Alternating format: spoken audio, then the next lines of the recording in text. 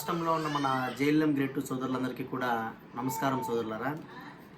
High court నుంచి మన JLM grade 2 ఎవరైతే కోర్టు కేసులో ఇంప్లీడ్ పిటిషన్లు వేసి ఇంప్లీడ్ అయి ఉన్నారో వాళ్ళందరికీ కూడా హైకోర్టు నుంచి కొన్ని నోటీసులు అయితే వచ్చాయి ఈరోజు. ఆ నోటీసులు మనం చూసినట్లయితే గౌరవ హైకోర్టు నుంచి డివిజన్ బెంచ్ నుంచి పంపించారు. డివిజన్ బెంచ్లో ఉన్నటువంటి గౌరవనీయులు జస్టిస్ భట్టు దేవానంద్ గారు మరియు జస్టిస్ ఏ హరిహరనాథ శర్మ గారు, వీళ్ళిద్దరూ కూడా మన కేసు చూసేటటువంటి డివిజన్ బెంచ్లో ఉన్న న్యాయమూర్తులు. ఈ కేసుని మనం చూసినట్లయితే కేసు నెంబర్ వచ్చి 36659 2025లో వేసినటువంటి కేసు. 90 మందితో దాదాపు వీళ్ళు వేశారు. ఆ కేసుని ఇప్పుడు వాళ్ళు డివిజన్ బెంచ్లో అప్పీల్ చేశారు. మనం గుర్తుపెట్టుకోవాల్సింది ఏంటంటే ఇది జస్ట్ అప్పీల్ మాత్రమే. అంటే ఆ తీర్పుతో హైకోర్టు వారు ఇచ్చినటువంటి తీర్పుతో వీళ్ళు సంతృప్తికరంగా లేరు అనేసి అప్పీల్ చేసుకుంటారు. అది ప్రతి ఒక్కరి యొక్క హక్కు. అది అప్పీల్ చేసుకుంటారు. అప్పీల్ చేసుకుంటే చివరిలో ఈ డివిజన్ బెంచ్ ఏం చేశారు, స్టేటస్ క్యూ ఇచ్చారు. స్టేటస్ క్యూ అంటే ఏంటి, మనకు ఫేవర్గా ఏదైతే కేసు కొట్టేసినటువంటి స్థితి ఉందో దాన్నే కొనసాగించండి ప్రస్తుతానికి, మిగతా వాదనల తర్వాత చూద్దామని చెప్పి స్టేటస్ క్యూ ఇచ్చారు గౌరవ హైకోర్టు డివిజన్ బెంచ్ వారు. దీన్ని చూసినట్లయితే ఈ మన కన్వర్షన్స్ మీద కేసు వేసినటువంటి వ్యక్తులు ఎవరైతే ఉన్నారో ఈ షిఫ్ట్ ఆపరేటర్స్ అని చూసినట్లయితే ఎక్కువగా అన్నమయ్య జిల్లా, చిత్తూరు జిల్లా, అంతేకాకుండా పుంగునూరు, బి కొత్తకోట, ఇలా చాలా చోట్ల నుంచి వాళ్ళందరూ కూడా వేస్తున్నారు. ఎంతమంది వేశారు కరెక్ట్గా అంటే 61, 68, 75, 82, 89, 90 మంది వేశారు కరెక్ట్గా. వాళ్ళు 90 మంది కరెక్ట్గా కేసు వేసినారు. ఇది 90వ నెంబర్ లాస్ట్ వాళ్ళది. 90 మంది వాళ్ళు కేసు వేసినారు. ఇది మనకు వచ్చినటువంటి ఫైల్, హైకోర్టు నుంచి వచ్చినటువంటి ఆ యొక్క నోటీస్ ఏదైతే ఉందో అది ఇదన్నమాట. తర్వాత పిటిషనర్స్, ఓకేనా, అండ్ ఎవరెవరిని చూపించారు పిటిషనర్స్గా దీంట్లో అని చూసినట్లయితే state of Andhra Pradesh chief secretary గారిని, ఎనర్జీ డిపార్ట్మెంట్ వారిని, పంచాయతీరాజ్ డిపార్ట్మెంట్ వారిని, వీళ్ళందరినీ కూడా రెస్పాండెంట్స్గా చేర్చారు. చేర్చిన తర్వాత అందరినీ సిఎండీలని, సీఎం హెచ్ఆర్డీలని, ఎస్సీలని, ఆర్డర్స్ ఇచ్చినటువంటి అందరినీ కూడా దీంట్లో చేర్చారు. చేర్చిన తర్వాత ఎవరెవరు ఎఫెక్టెడ్ పర్సన్స్ కింద ఇంప్లీడ్ అయ్యారో చూసినట్లయితే కారపురెడ్డి మల్లికార్జునరెడ్డి, కొక్కిలిగడ్డ హేమకుమార్, పేర్నేటి సుధీర్ బాబు. ఇక్కడ నుంచి 37వ నెంబర్ నుంచి మొత్తం కూడా అసోసియేషన్ 5 యొక్క సభ్యులు మాత్రమే, అసోసియేషన్ 5 సభ్యులు మాత్రమే దీంట్లో ఇంప్లీడ్ అయి ఉన్నారు మొత్తం కూడా. వాళ్ళు కాకుండా ఇంకెవరూ కూడా ఇంప్లీడ్ అయితే కల. ఇక్కడ ఫస్ట్లో ఉన్న ఈ 3 పేర్లు కూడా ఈ ఇంతియాజ్ అన్నమయ్య తమ్మలపల్లి మండలము, ఇంకొకటి నాగార్జున కేవీపల్లి మండలము, ఇంకోటి సాయి కుమార్, ఉమాపతి రెడ్డి, వీళ్ళని కూడా కేసు వేసిన మొదట్లో రెస్పాండెంట్స్గా చేర్చారు. అది ఆ డిపార్ట్మెంట్ లాయర్ గారు చేసినట్లున్నారు వీళ్ళని రెస్పాండెంట్స్గా. తర్వాత మనం కేసు ఫైల్ స్టడీ చేసుకొని మనం ఇంప్లీడ్ అవ్వాలనే ఉద్దేశంతో ఇంప్లీడ్ పిటిషన్ వేసి మనందరం ఇంప్లీడ్ అయ్యాం. 37వ పేరు నుంచి మల్లికార్జున రెడ్డి అన్నగారి పేరు నుంచి చూసుకుంటూ మనం వెళ్ళినట్లయితే 64వ నెంబరు ఆర్ శ్రీనివాసులు వరకు కూడా మొత్తం మన అసోసియేషన్ 5 సభ్యులే ఉన్నారు.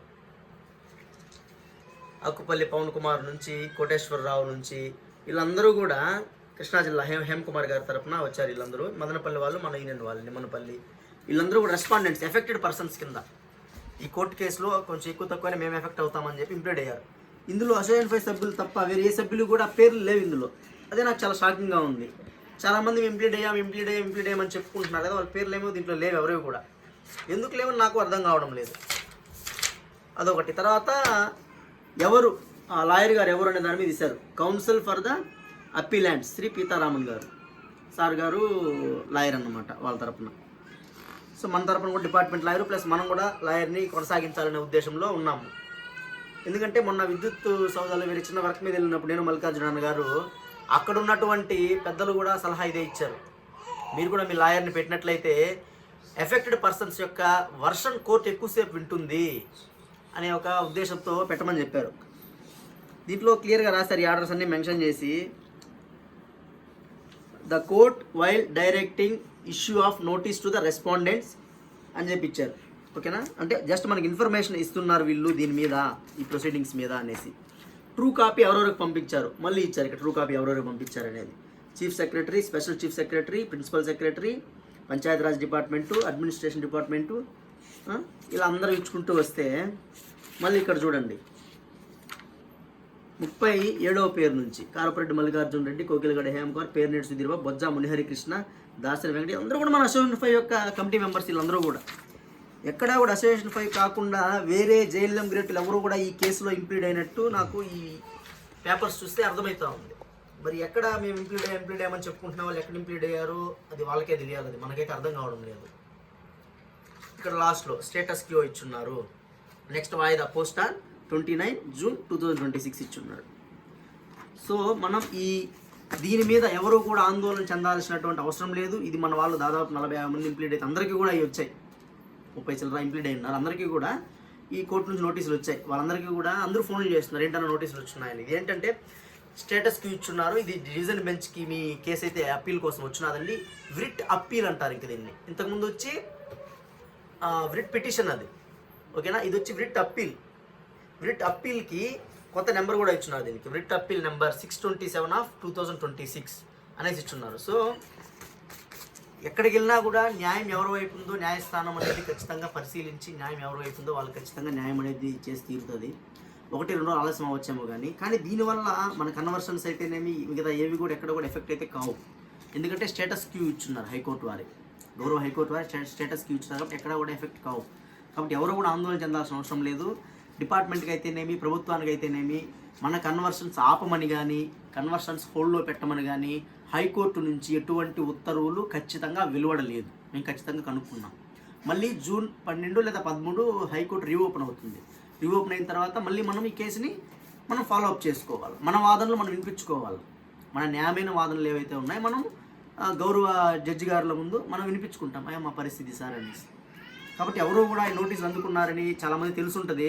నోటీసులు అందుకున్న వాళ్ళు చుట్టుపక్కల చెప్తారు అందరికీ కూడా. అందరూ కూడా టెన్షన్ పడొద్దండి, ఆందోళన చెందొద్దండి, వేరొక తప్పుడు ఇన్ఫర్మేషన్ జనాల్లోకి వెళ్ళకూడదు అనేసి ఈ యొక్క ఫైల్తో పాటు మీ అందరికీ కూడా ఈ చిన్న ఒక వీడియో తీయడం అనేది జరుగుతూ ఉన్నది. జేఎల్ఎం గ్రేటులకు అన్యాయం జరిగితే జరగనివ్వం కూడా.